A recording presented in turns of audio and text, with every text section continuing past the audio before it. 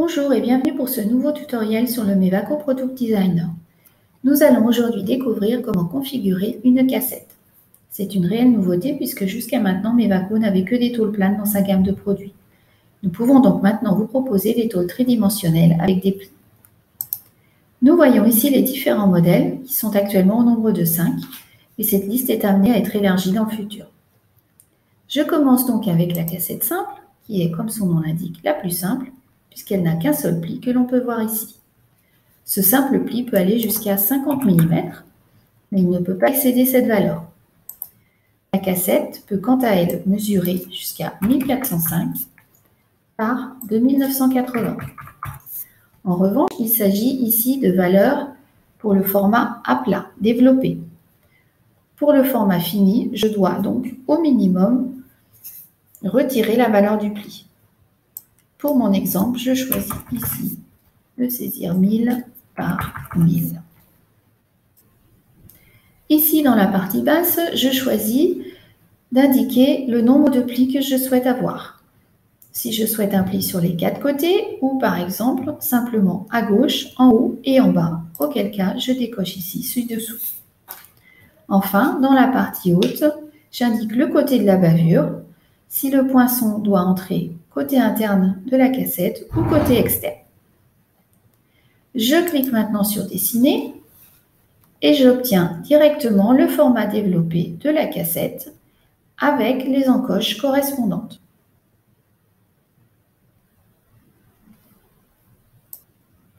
Je peux modifier le contour de la tôle en ajoutant par exemple une découpe ici.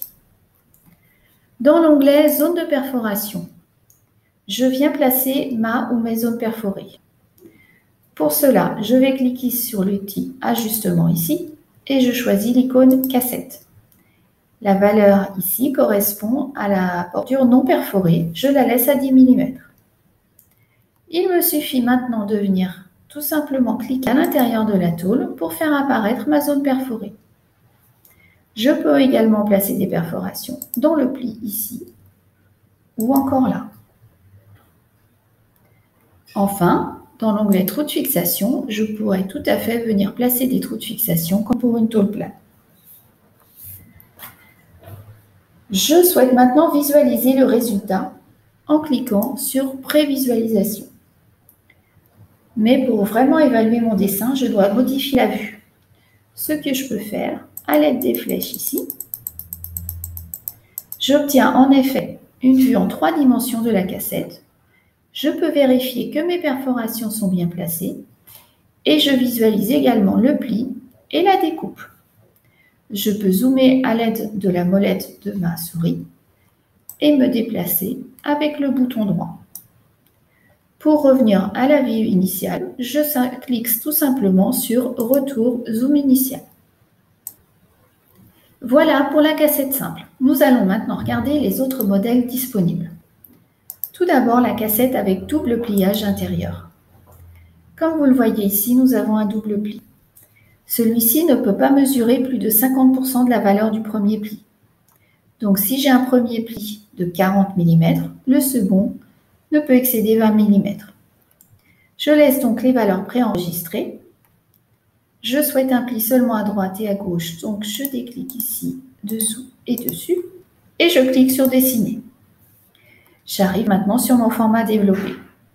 Je pourrais encore placer ma zone perforée, mais nous allons juste visualiser la cassette.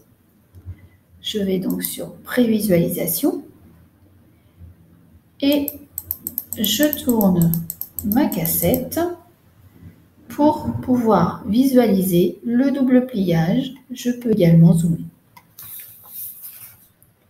C'était donc la cassette avec double pliage interne.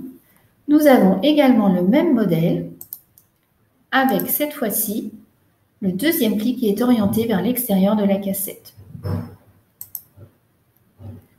Je laisse ici également les valeurs telles quelles et je regarde simplement la prévisualisation. En effet, nous voulons maintenant simplement regarder rapidement les différents modèles de cassettes.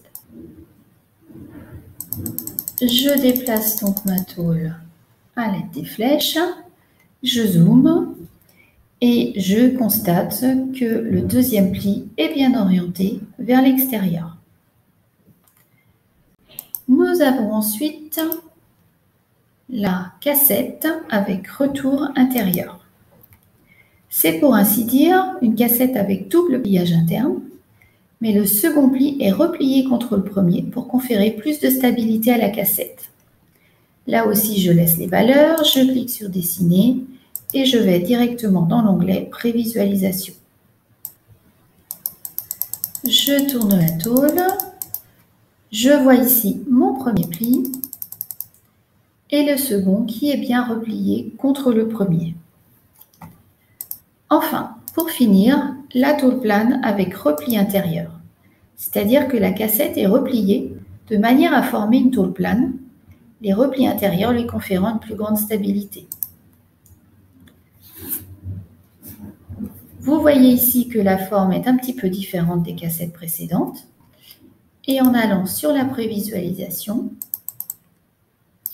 je vérifie que le second pli est bien replié.